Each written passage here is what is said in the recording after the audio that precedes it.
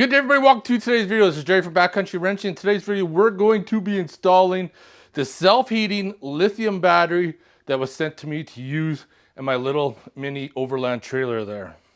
I do understand it's a little late in the season, and camping season for the trailer is going to be coming to an end soon, but maybe I'm going to be able to get out once or twice. But in this video, I'm going to be installing that battery, getting it fit up. Because right now, I have two batteries in there right now. They're Optima yellow tops. I believe they are 55 amp hour each for a total of 110 amp hours. That lithium battery right there is 100 amp hours. So this essentially almost has double the power of both batteries in there right now, and it's a self-heating battery because we all know how well lithium batteries work in our Canadian climate once it gets really cold, which is not that great at all. So let's get this bad boy out of the box and let's have a look at it. LiTime, Life and Discovery. All right, we got our instruction manuals right here. Post bolts in the container somewhere underneath the lid. Gotta make sure we don't lose those. Anything else? And then this is the battery itself. Good thing the bag was pretty strong. I didn't drop it on the ground. We got ourselves a handle with it. So this is the battery right here, LiTime, 12 volt, 100 amp hours, self-heating, automatic. The self-heating function is for charging only. So when we hook it up to a charger, panels will start to warm up to get the batteries up to temperature before it starts charging. So using 20 amp fully charged between 5 hours to 100% capacity. In order to charge the lithium battery, you need a special charger, so I picked up this Next Peak. It has the lithium battery charge capabilities, so we can safely charge it up. Solar panel, 20 amps, 5 hours. Recommended solar power charging, 300 watts. Well, that settles that. Let's get some bolts in these terminals. Red for positive, black for negative. We'll get these little caps taken out, keep them for storage, and we're gonna get the battery charger on it. So since it's self-heating, I'm gonna use this top-down TC004. Once it boots up, we're just gonna shine it on the battery. Then once we get the charger put in, we're gonna test it. There we see right there. We're infrared. Looking for hot spots.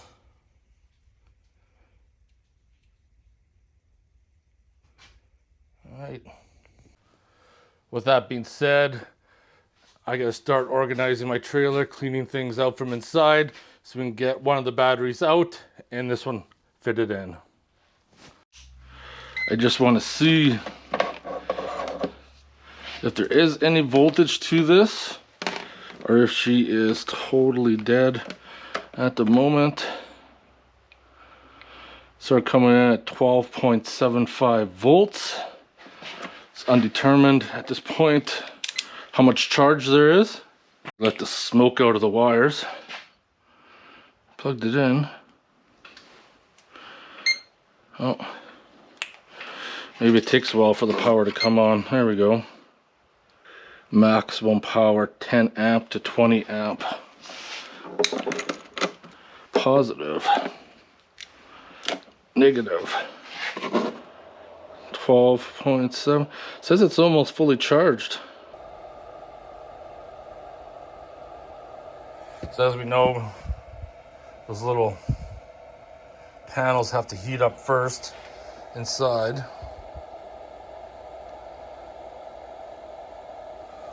But according to the charger, it's 80% charged. I just realized I had it on the wrong charge mode. PO4. That's what I put it on right there. I put it on lithium, but I screwed up. The charger, you can see the heat going through the wires. We're over 10 degrees in the garage, so I don't think those panels need to heat up. Coming back to the battery here, had it on the charger for a while. I just wanted to disconnect it, reading some good info in that manual there. Coming back to the battery, so determine how much life these things really have. Connect it right now, no load, just static. So do a measurement on the battery, 13.24 volts. Come over to our manual here. So 13.2 volts says we got roughly 70%. 13.3 is 90, 13.4 is 99, and 13.5 is 100%. So for some reason, I can't seem to get this thing to 100% charge. I've had it plugged in for probably 7 hours.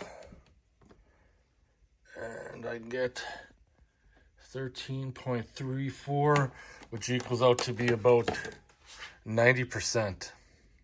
This is pretty obvious. Install the battery upright with the post bolt facing up. Do not use as a starting battery. This battery is not intended to be used to start any devices. Suggestions for long-term storage. Ideal temperature between 10 degrees to 35 degrees.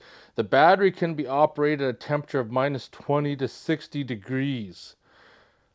Store your battery at 50% charge level and recharge every 3 months if it's not going to be used for a long time.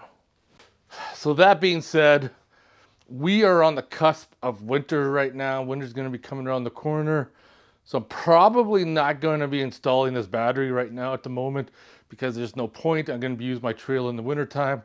And of course, it's going to get colder than minus 20 degrees. So I might save this for a project in the springtime. I'm not saying I'm not going to use it. When I stop using the trailer and I get the Russian tent out and I can connect a diesel heater to it instead of bringing out those battery power packs, that might be a little bit more ideal. So I just got my trailer out back here, gutting everything out. Look at that Coleman lantern. I picked up that Coleman lantern from Cabela's. Beautiful lantern, worked great all year camping. It's got, you store your cables in the bottom and some other treasures. Charge it right there.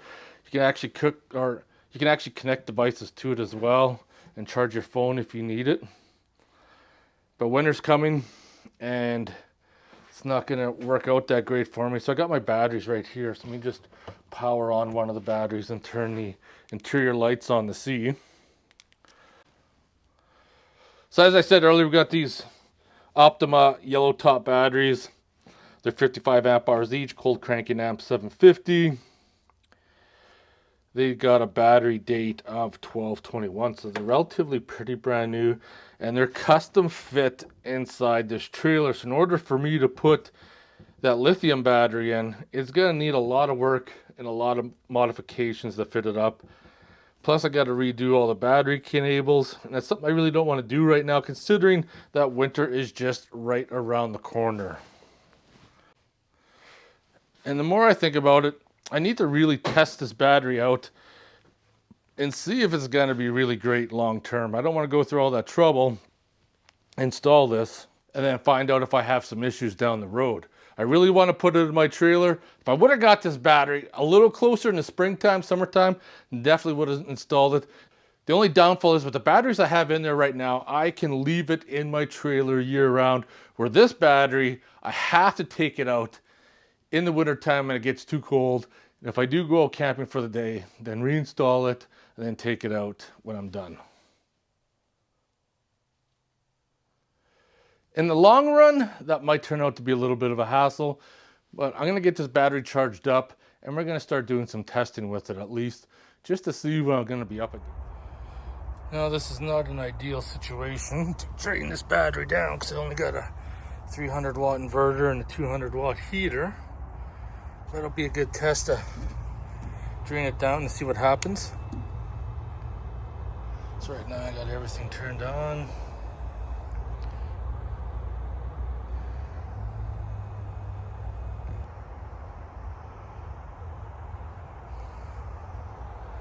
So it looks like, according to the amp probe, I'm drawing 20 amps.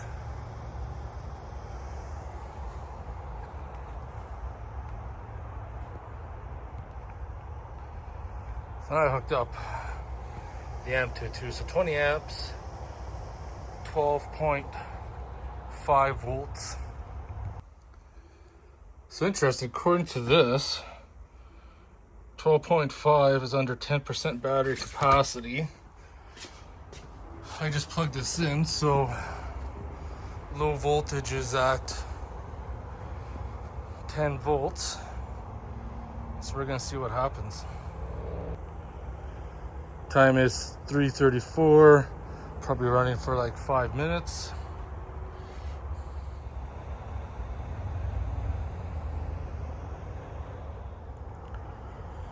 It's been 1.5 hours. 12.37, 21 amps. Just power this down. Battery goes up to 12.6. Let's check that out. Yeah, 12.6 says we're under 10%.